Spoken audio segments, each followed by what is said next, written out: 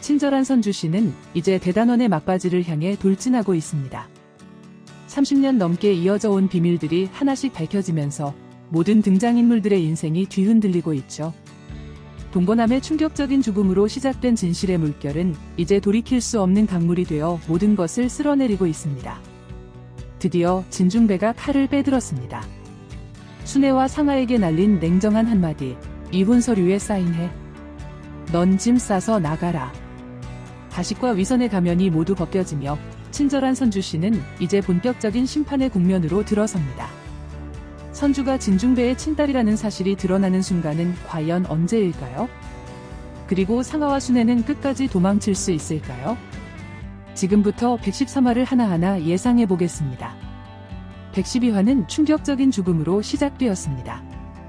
진건축 사무실에서 계단에서 떨어져 의식을 잃은 동거남을 발견한 선주는 즉시 119에 신고했고 동거남은 즉시 병원으로 이송되었습니다. 하지만 결국 동거남은 의식을 되찾지 못하고 사망했습니다. 의식을 잃기 직전 동거남은 선주에게 녹음기라는 마지막 단서를 남겼습니다. 사건의 진실을 목격했던 남진은 상아로부터 동거남의 음성 녹음기를 빼앗아 그 내용을 확인했습니다. 녹음기에는 충격적인 진실이 담겨 있었죠. 바로 피선주가 진중배의 친딸이라는 사실이었죠. 상아는 이 사실이 알려질까 두려워 남진에게 CCTV도 없고 증인도 없으니 눈 감아달라고 부탁했습니다. 집에 돌아온 상아는 순애에게 녹음기 내용을 들려주었고 그 안에는 순애가 진중배를 죽이려 했고 피수일도 죽이려 했다는 충격적인 내용이 담겨 있었습니다. 이에 심순애는 과거를 회상하며 모든 진실을 상아에게 고백했습니다. 순애는 한마는의 집 앞에 아이를 버렸고 그 모습을 목격한 동거남에게 그 아이는 자신들의 친자식이 아니라고 말했습니다. 순애는 자신의 진짜 딸이 부잣집에서 자라길 바라며 아이를 바꿔치기 했다고 털어놓았습니다. 더욱 충격적인 것은 순애가 동거남과의 대화를 엿들은 피수일을 납치, 살해 후 시체를 유기하려 했다는 사실이었습니다. 그리고 이 과정에서 진중배까지 죽이려 했으나 진중배는 눈만 다치고 살아남았다고 고백했습니다. 상아는 어머니 때문에 모든 일이 벌어졌다며 원망했지만 이미 자신도 깊이 관여되어 있었습니다. 남진은 상아의 계속되는 악행에 염증을 느끼고 이혼을 요구했습니다. 그는 자신의 목숨까지 위험하다고 느꼈죠. 상아가 남진을 위협하려 했지만 남진은 이미 계단에서 일어난 사건의 전말을 영상으로 담아두었고 음성 파일까지 확보해 둔 상태였습니다. 또한 자신에게 무슨 일이 생기면 한 달 후에 이 증거들이 자동으로 발송되도록 이메일 설정까지 맞춰놓았습니다. 하지만 상아가 250억을 빼돌려 해외에서 새 삶을 시작하자는 제안의 남진이 흔들리는 모습을 보이면서 상황은 더욱 미묘해졌습니다.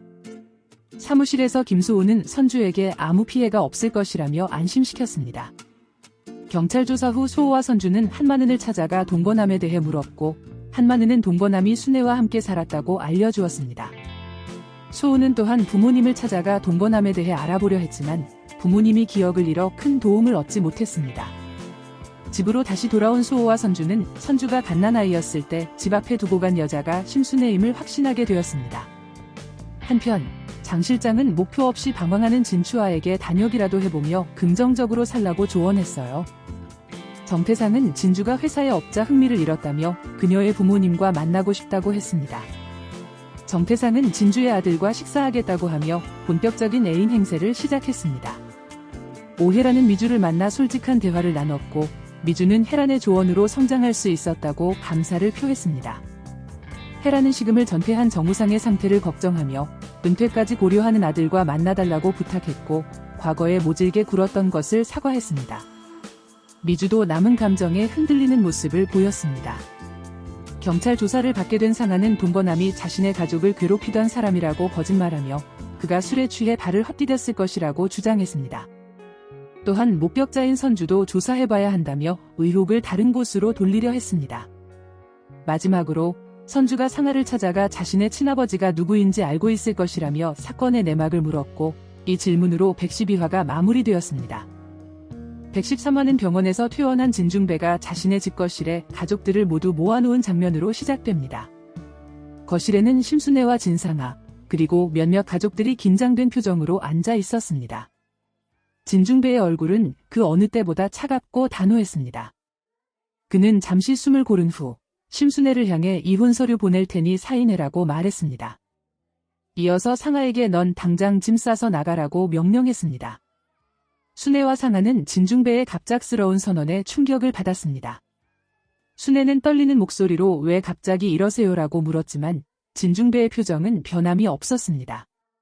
그는 탐정을 통해 알아낸 사실과 병원에서 자신이 쓰러지기 전 받은 전화, 그리고 동거남으로부터 들은 이야기를 통해 많은 진실을 알게 되어 1차 처벌을 내리는 상황이었습니다. 진중배는 천천히 서랍에서 서류 봉투를 꺼냈습니다. 그 안에는 상아가 자신의 친딸이 아니라는 DNA 검사 결과와 탐정이 수집한 과거 순애의 행적에 관한 증거들이 있었습니다. 진중배는 이 모든 서류를 테이블 위에 펼쳐놓으며 더 이상 거짓말은 필요 없어라고 말했습니다. 순애는 창백한 얼굴로 그 자리에 굳어버렸고 상아는 눈을 크게 뜨고 서류들을 바라보았습니다. 진중배는 차분하게 계속해서 말을 이어갔습니다. 난 너희들의 음모를 알고 있어. 탐정이 모든 것을 조사해왔어. 그리고 동거남이 내게 전화했던 내용도 이제 이해가 돼. 내 주변에 진실은 없었던 거야? 순애는 충격과 당혹감에 말을 제대로 잇지 못했습니다. 그녀는 결국 진중배 씨, 이건 다 오해예요. 제가 설명할게요라고 변명하려 했지만 진중배는 더 이상 그녀의 말을 들으려 하지 않았습니다. 상아는 처음에는 발끈하며 반발하지만 진중배가 가진 증거들 앞에서 무력해집니다. 진중배는 상아에게 내가 위조한 위임장도 알고 있다며 그동안 쌓아온 모든 증거를 공개합니다. 이에 상아는 잠시 무너지는 듯했지만 곧 냉정을 되찾고 집을 나서면서 이렇게 끝나지 않을 거예요라는 말을 남깁니다. 결국 상아와 순애는 진중배의 집에서 쫓겨나게 되었습니다. 두 사람은 순애의 미용실로 향했고 그곳에서는 이미 남진이 기다리고 있었습니다. 상아는 분노에 차 있었지만 남진에게 화를 내지는 않았습니다. 대신 그녀는 이제 우리밖에 없어. 서로 도와야 해라고 말했습니다.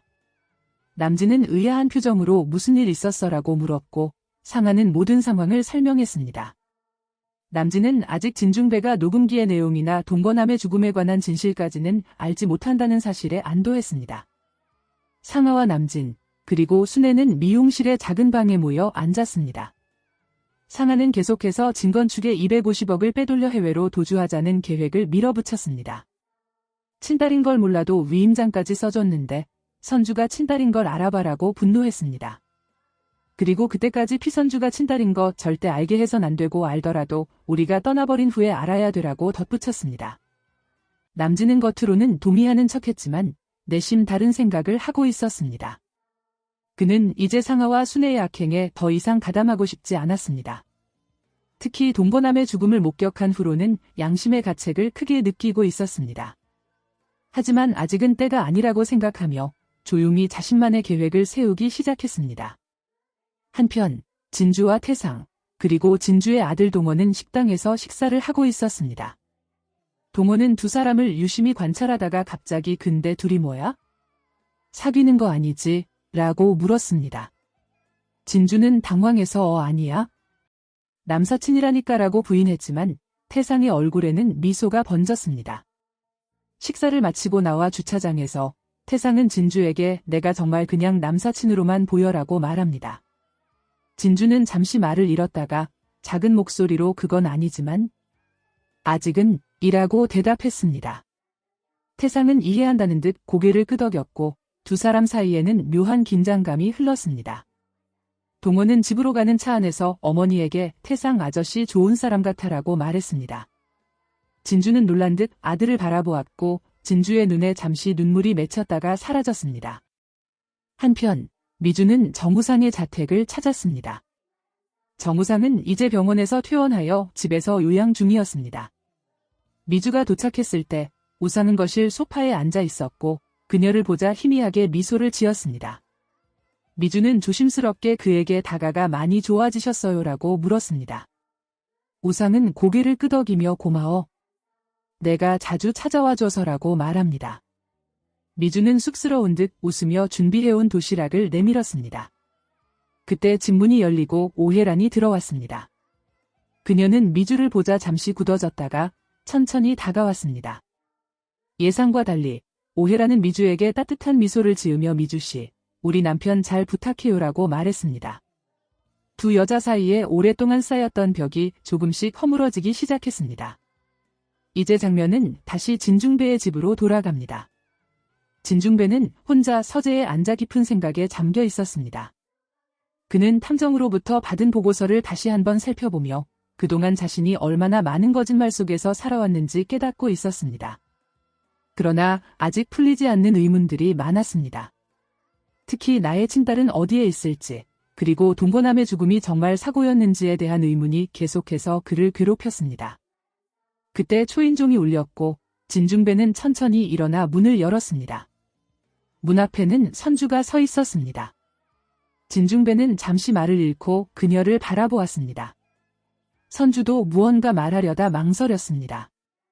두 사람 사이에 긴 침묵이 흘렀습니다. 한편 미용실에서는 상아가 날이 갈수록 초조해지고 있었습니다. 그녀는 계속해서 돈을 빼돌릴 방법을 찾고 있었고 남진은 겉으로는 그녀를 돕는 척했지만 실제로는 양심의 가책을 느끼며 내적 갈등을 겪고 있었습니다. 어느 날 밤 남진은 미용실을 나와 홀로 거리를 걷고 있었습니다. 그의 머릿속은 복잡한 생각들로 가득 차 있었습니다.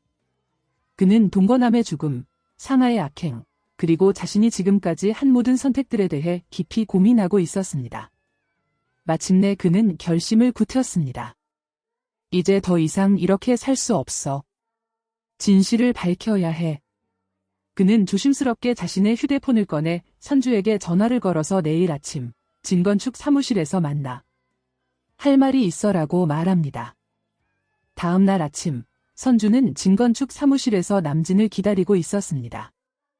남진이 도착하자 그는 주변을 살피며 조심스럽게 자리에 앉았습니다. 선주야, 내가 지금 하려는 이야기는 아무에게도 말하면 안 돼. 선주는 고개를 끄덕였고 남진은 깊은 숨을 들이마신 후 이야기를 시작했습니다. 동거남의 죽음은 사고가 아니었어. 상아가 그를 밀쳤어. 그리고 난 그걸 목격했고 사진을 찍어뒀어. 선주의 눈이 커졌습니다. 남진은 계속해서 그가 알고 있는 모든 것을 털어놓았습니다. 상아가 동거남을 밀친 일, 동거남이 가지고 있던 녹음기의 내용, 그리고 상아와 순애가 진건축에 250억을 빼돌리려는 계획까지. 그리고 무엇보다 충격적인 사실. 그리고 마지막으로 남진은 내가 진중배의 친딸일 가능성이 높아라고 말합니다. 선주는 충격의 말을 잇지 못했습니다. 그녀의 머릿속은 뒤죽박죽이 되었습니다. 자신이 진중배의 딸이라고? 놀라는 모습으로 113화는 끝이 납니다. 친절한 선주시 113화는 진중배의 강력한 결단으로 시작해 상아와 순애의 몰락의 시작을 알리는 신호탄이 될 것 같습니다. 그리고 선주의 친아빠를 어떻게 찾게 될지, 상아와 순애는 어떻게 몰락해 갈지, 그리고 선주와 소우는 결국 결혼할지, 결말을 향해 달리고 있는 시점, 더욱 흥미로워지고 있습니다.